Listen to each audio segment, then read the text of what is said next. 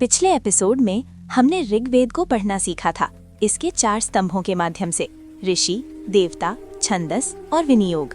हमने देखा कि ऋग्वेद प्रार्थनाओं का एक यादृच्छिक संग्रह नहीं है, बल्कि एक जीवंत, विचारशील समाज का एक संरचित रिकॉर्ड है। आज हम अगला कदम उठाते हैं। अब जबकि हम जानते हैं कि ऋग्वेद को कैसे पढ़ा जाए, अब इसे पढ़ना शुरू करने का समय है, इसके पहले मंडल से। मंडल 1 ऋग्वेद के अधिकांश अन्य पुस्तकों से भिन्न है। मध्य मंडल अक्सर विशिष्ट पुरोहित परिवारों से जुड़े होते हैं। मंडल 1 अलग है। ये विभिन्न वंशों के कई ऋषियों द्वारा रचित भजनों का संग्रह है और महत्वपूर्ण रूप से इसमें महिला ऋषिकाएं भी शामिल हैं। ये विविधता मंडल 1 को एक विशेष भूमिका देती है। ये एक आवाज में बात नहीं करता है, ये हमें पूरे वैदिक संसार से परिचित कराता है। इसीलिए मंडल 1 ऋग्वेद के प्रवेश द्वार के रूप में कार्य करता है।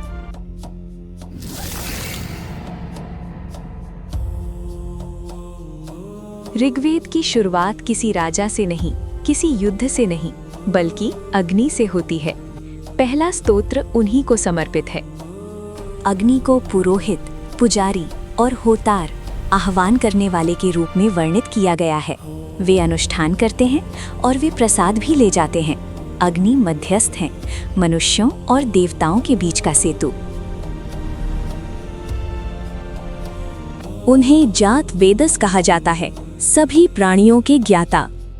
लेकिन सबसे प्रभावशाली इस रिश्ते की आत्मीयता है। अग्नि दूर नहीं है, वे गृह अग्नि में निवास करते हैं। स्तोत्र उन्हें एक पिता की तरह बेटे के लिए वर्णित करते हैं, रक्षक, मिलनसार, सदैव उपस्थित।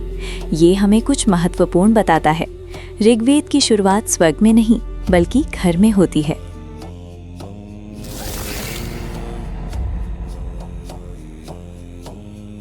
अग्नि की घरेलू अग्नि से मंडल 1 संघर्ष और शक्ति की दुनिया में प्रवेश करता है। यहाँ हम इंद्र से मिलते हैं। इंद्र ऋग्वेद के योद्धा राजा हैं। उन्हें वृत्र के हत्यारे के रूप में सराहा गया है, जो बाधा और सूखे की शक्ति है। इंद्र शक्ति प्राप्त करने के लिए सोम पीते हैं। वे वज्र धारण करते हैं। स्तोत्र उन्हें शत्रुओं के गणों, यहाँ तक कि लोहे के गणों को भी नष्ट करते हुए वर्णित करते हैं।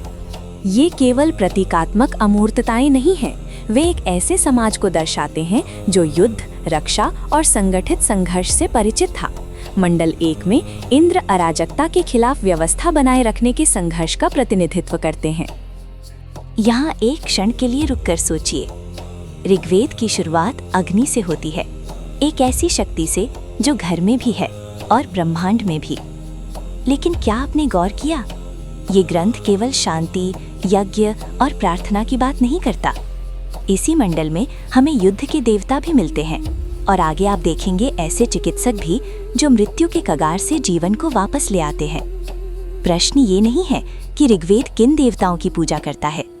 असली प्रश्न ये है, ऋग्वेद किस तरह के समाज की कल्पना करता है। क्या ये केवल आस्था की दुनिया है या एक ऐसी सभ्यता जो संघर्ष, उपचार और व्यवस्था तीनों को साथ लेकर चलती है। अगले हिस्से में जब हम इंद्र और अश्विनों से मिलेंगे, तब ये चित्र और स्पष्ट होगा। अगर आप इस यात्रा को अंत तक समझना चाहते हैं तो वीडियो को लाइक कीजिए और सनातनी राधा को सब्सक्राइब करना ना भूलिए, क्योंकि आगे जो आने वाला है वो केवल कथा नहीं, ऋग्वेद की सोच का मूल है।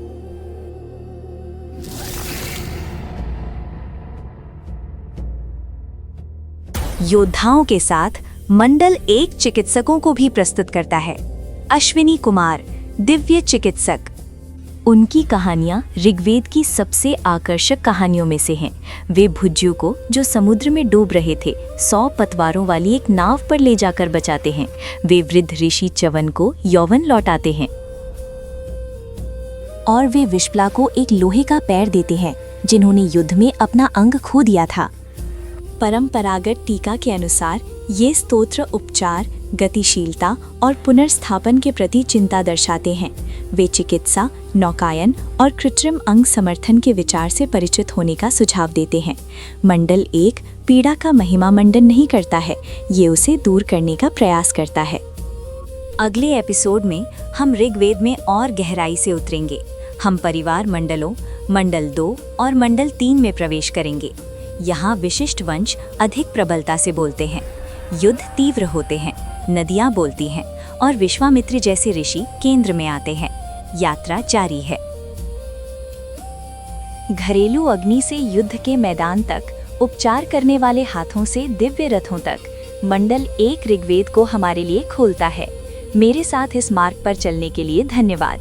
यदि ये अन्वेषण आपको पसंद आया तो सनातनी राधा को सब्सक्राइब करें और अगले मंडल में हमारे साथ जुड़ें।